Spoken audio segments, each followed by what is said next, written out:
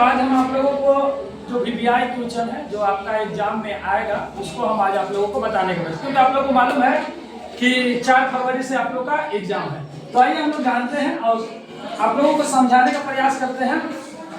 देखिए, सबसे पहला सवाल आप लोगों का है कि निम्नलिखित में से कौन सा जैव संसाधन का उदाहरण है। मतलब निम्नलिखित मतलब क्या होता है? निम्नलिखित मतलब है कि आपको 4-5 ऑप्शन दिया हुआ है। ऐसे आपका बहुकालिक प्रश्न में 4 ऑप्शन दिया हुआ है। इस 4 ऑप्शन में कौन सा, ठीक है, जैव संसाधन है।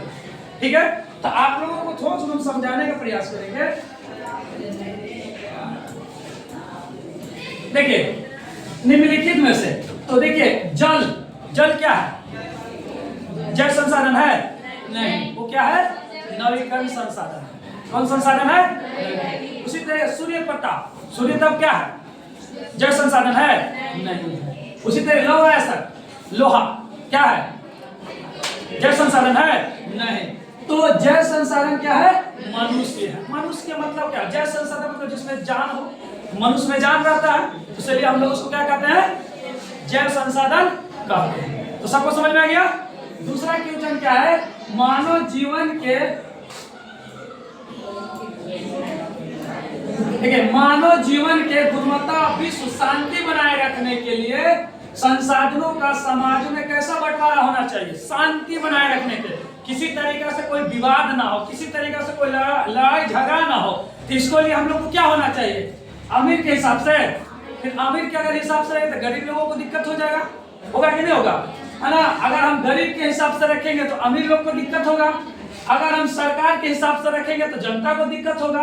तो हमारे अगर मानव जीवन की गुणवत्ता और विश्व को शांति बनाए रखने के लिए अगर कोई काम करना है तो हमें क्या करना होगा? न्याय संगत, या वो सरकार हो, अमीर हो या गरीब हो, सबको न्याय संगत देना होगा, तभी शांति व्यवस्था रहेगा। ठीक है? अमीर के हिसाब से नहीं, अमीर के हिसाब से अगर रहेगा तो गरीब को दिक्कत है, गरीब के रहेगा तो अमीर को दिक्कत है, सरकार को रहेगा जनता को दिक्कत है। ठीक है ना? इसलिए न्याय संगत, जो अच्छा है उसे न्याय। ठीक है ना? सब न्याय संगत। तीसरा क्या है?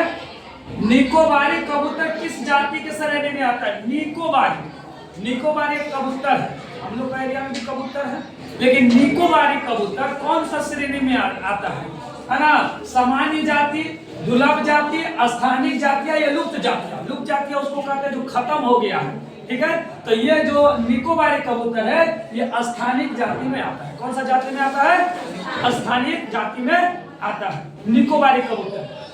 अभी हम लोग को ये एरिया में कबूतर है, ठीक है, लेकिन निकोबारी कबूतर क्या है? स्थानीय जाति में। कोई दिक्कत नहीं? समझ में आएगा? आप सवाल पूछिएगा, ठीक ना? अगला है, निम्नलिखित में से कौन सा सुमेलित नहीं है? देखिए, बच्चे लोग को यही दिक्कत होता है। निम्नलिखित मतलब जो ऑप्शन दिया हुआ है इसमें से कौन सुमेलित नहीं है? नहीं पूछ रहा है कि कौन सा मिला जुला नहीं है। अब आप लोग क्या करते हैं ना, इसी सुमेलित है तो महानदी हीराकुंड परियोजना, महानदी जो ये हीराकुंड परियोजना से लिया गया है ये, तो आपको थोड़ा सा इसमें ध्यान देना कि नहीं की बात कर रहा है। क्या चीज की बात कर रहा है? नहीं की, है की बात नहीं कर रहा है, नहीं। तो याद रखेंगे, महानदी हीराकुंड परियोजना ये सही है। टांका भूमिगत जल टैंक ये भी सही है। इल्तुमिश हैज खास जो था, हौज खास, वो भी सही है। लेकिन गंगा भाखर नागर परियोजना ये गलत है। ये तीनों सही है, इससे मिलता जुलता है, इससे मिलता है, इससे मिलता है, सम्मिलित है, लेकिन इसमें जो है नहीं है, इसलिए नहीं है। इसलिए हम लोग को यहाँ पे ध्यान देना है कौन सा सम्मिलित नहीं है। अब आप लोग क्या करते हैं कि लगता है कि नहीं महानदी हीराकुंड परियोजना है तो उसमें हम सही कर देते हैं। क्या कर देते हैं? सही कर देते हैं। तो हम लोग को यहाँ ध्यान देना है, नहीं पूछा जा रहा है कि हाँ पूछा जा रहा है। ठीक है? कोई दिक्कत? तो ये ठीक है, महानदी है, महानदी का हीराकुंड परियोजना से लिया गया, ये दोनों सही है। टांका भूमिगत जल टैंक से लिया गया है, लेकिन आपका गंगा भाखर नागर परियोजना नहीं है। कोई दिक्कत? अगला क्या करा? रबी फसल को किस ऋतु में बोया जाता है? ऋतु मतलब जानते हैं ना? मौसम। क्या? मौसम। कौन सा ऋतु? कौन सा? ठीक है, रबी फसल को किस ऋतु में बोया जाता है ना? समझा गया ना? रबी फसल। अरे रबी फसल किसको कहते हैं ये बताइए। पता है? खरीफ फसल, रबी फसल और जायद फसल, ये 3 प्रकार के फसलें होते हैं। ठीक है। तो रबी फसल हम उसे का जैसे गेहूं हो गया, बाजरा, ये सब क्या है, रबी फसल में आ जाता है। तो रबी फसल कब बोया जाता है, तो शीत के मौसम में, जब खरीफ फसल खत्म हो जाता है, ठीक है। खरीफ फसल जाना ना क्या, धान, तो जब धान खत्म हो जाता है तो अभी क्या बोया जाता है, खरीफ फसल। अभी धान कटेगा ना, अब देखिएगा क्या बोया जाएगा, यानी ठंडी का मौसम, कोई दिक्कत, इसमें क्या हो जाएगा, शीत हो जाएगा, क्या हो जाएगा, कोई दिक्कत। अगला क्या है, निम्न में से किसका विश्वास था कि ईश्वर की मर्जी के अनुसार राष्ट्रीय मनुष्य प्राकृतिक इकाई थी, यानी ईश्वर की मर्जी से राष्ट्र का प्राकृतिक इकाई है, ईश्वर जो कहे हैं वही होगा। ये कौन व्यक्ति कहा था, उस व्यक्ति का नाम बताना है। नेपोलियन बोले थे, निकोलस बोले थे, ज्यूसेपी मेत्सीनी या मेटरनिक। तो याद रखिएगा, विश्वास था कि ईश्वर की मर्जी के अनुसार ही राष्ट्र का मनुष्य प्राकृतिक इकाई है। वो बोलने वाला व्यक्ति का नाम है ज्यूसेपी मेत्सीनी। किसका नाम है, ज्यूसेपी मेत्सीनी व्यक्ति ने कहा था कि ईश्वर की मर्जी से मनुष्य कुछ हिल भी नहीं सकता, ठीक है ना। अगला क्या क्वेश्चन है, राष्ट्र में एक निश्चित भौगोलिक क्षेत्र में रहने वाले जनता इनमें से किसके द्वारा जुड़ी होती है, एक क्षेत्र में, भौगोलिक क्षेत्र मतलब है ना, एक एरिया में रहने वाला व्यक्ति, एक एरिया में रहने वाला व्यक्ति किससे जुड़ा हुआ रहेगा, तो बताइए, समान संस्कृति, जिस एरिया में आप हैं एक संस्कृति रहेगा कि नहीं, रीति रिवाज एक रहेगा कि अलग अलग रहेगा। एक जगह पे हम लोग हैं, अभी हम लोग ये पलामू क्षेत्र में, तो पलामू क्षेत्र का जो संस्कृति है वो सब क्या है, बराबर है, समान रहेगा कि अलग रहेगा, तुम लोग का अलग हमारा अलग, ऐसा तो नहीं है, सबका बराबर रहेगा। तो ये भी सही है। दूसरा, समान इतिहास, यहाँ का जो भी इतिहास है वो आपका भी रहेगा हमारा भी रहेगा, वो अलग नहीं रहेगा, तो ये भी सही है। अब भाषा और लोक परंपरा, भाषा क्या हम अलग भाषा बोलेगा, आप अलग भाषा बोलिएगा, यहाँ का एक जगह पर रहने वाला एक ही भाषा बोलते हैं, ठीक है। और परंपरा भी क्या रहेगा, एक ही रहता है। तो ये चारों तीनों सही है, तो इसका आंसर क्या हो जाएगा, इनमें से सब, इनमें से सब, यानी चारों चीजें, एक एरिया में रहने वाला व्यक्ति समान संस्कृति जानता है, समान भाषा बोलते हैं, और सामान्य लोक परंपरा है, और उसके साथ साथ सामान्य इतिहास, सब ये क्या रहेगा, बराबर रहेगा, एक जगह पे रहने वाला व्यक्ति, ठीक है। अगला क्या है, 1832 में किस संधि ने यूनान को एक राष्ट्रीय मान्यता दी, राष्ट्रीय मान्यता यूनान को, किसको, कौन सा संधि हुआ था जिसमें यूनान को क्या दे दिया गया, एक राष्ट्र की मान्यता दे दिया गया, कौन सा संधि हुआ था, और कब हुआ था, 1832 की बात कर रहा है। 1832 ईस्वी में कौन सा संधि हुआ था जिसमें यूनान को एक राष्ट्र की मान्यता दे दिया, मान्यता जानते ना क्या, राष्ट्र की मान्यता मतलब क्या होता है, मान्यता का मतलब किसी चीज को है ना वैल्यू दे देना, ठीक है, यानी आप राष्ट्र हो गए, समझे। अब हम लोगों को सर्टिफिकेट मिला है ना टीचर का, डीएलएड के, तब ना हम लोग को मान्यता मिला कि भाई आप टीचर हैं। उसी तरीका से उनको 1832 में कौन सा संधि हुआ जिसमें राष्ट्रीय मान्यता दे दिया गया, तो याद रखेंगे कुस्तुनिया संधि हुआ था, कौन सा, कुस्तुनिया की संधि हुआ था, उसमें यूनान को राष्ट्र घोषित कर दिया। समझ रहा है, कोई दिक्कत होगा पूछिएगा, क्योंकि हमारा काम है आप लोगों को समझा देना, आप लोगों को बता देना, सिर्फ ये लिखवा देने से कोई फायदा नहीं, जब तक समझ में नहीं आएगा, क्योंकि आप घर पर जाइएगा तो घर पर कोई समझाने वाला नहीं है, ठीक है। इसीलिए जो भी सवाल आपको समझ में नहीं आता है वो डायरेक्ट टीचर से पूछिए, टीचर का काम है आप लोगों को समझाना, बताना, सिखाना, पढ़ाना, और आपका काम है सीखना, पढ़ना, समझना, और नहीं समझ में आए तो आप ट्यूशन पूछिए, ठीक है। अभी हम आप लोग को फिर देंगे 5 मिनट समय, ठीक है, समझाने के बाद भी जो समझ में नहीं आएगा ट्यूशन पूछे, डरना नहीं है कभी, ठीक है।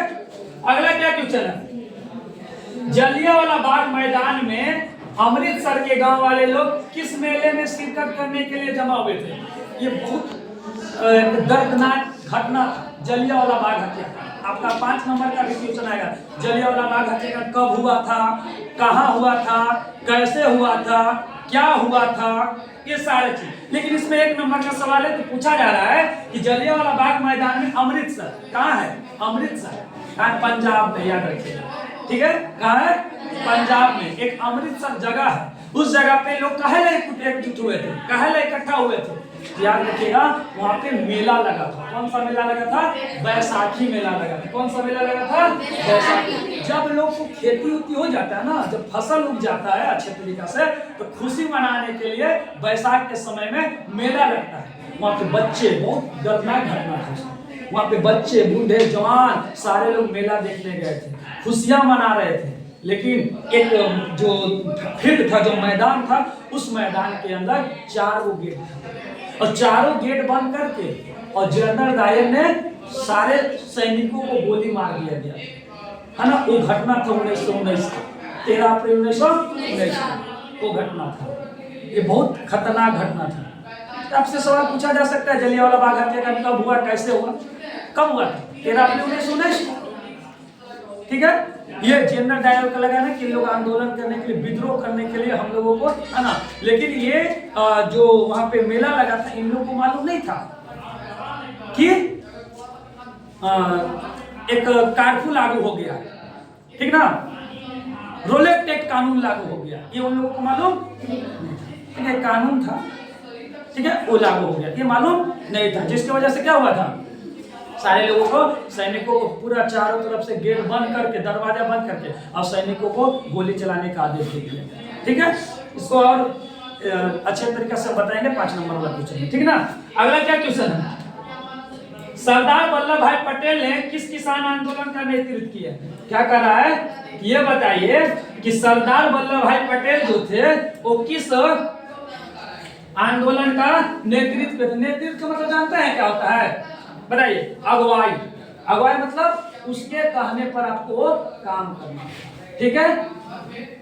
आप लोग कभी पिकनिक पर जाते होंगे ना, या कहीं पर खेल करने जाते हो, अच्छा मैच देखिए ना, मैच तो मैच में एक कप्तान बना दिया जाता है, वो जो कहेगा वो सबको करना है। उसी तरीका से कोई आंदोलन होता है तो उसमें किसी एक को लीडर बना दिया जाता है ना, वो जो कहेगा वो आपको करना है। तो उसी का नेतृत्व में हुआ था, क्या हुआ था, किसान आंदोलन। कौन सा आंदोलन? किसान आंदोलन। तो याद रखेंगे, किसान आंदोलन किसका नेतृत्व में हुआ था? वो व्यक्ति का नाम है बारडोली। हाँ सॉरी, किसान आंदोलन के नेतृत्व सरदार वल्लभ भाई पटेल किए थे, ये थे बारडोली आंदोलन। कौन सा आंदोलन? बारडोली आंदोलन। ये किए थे कौन? सरदार वल्लभ भाई पटेल ये आंदोलन किया। कोई दिक्कत? इसके बाद और ध्यान दीजिएगा आप लोग,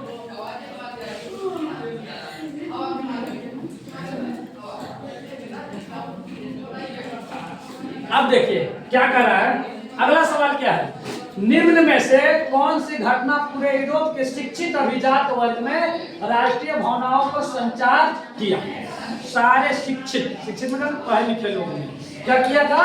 भावनाओं को, राष्ट्रीय भावनाओं को संचार किया था। कौन सा ऐसा घटना घटा था जिससे यूरोप के सारे शिक्षित लोग, है ना, वो राष्ट्रीय भावनाओं का संचार किया था?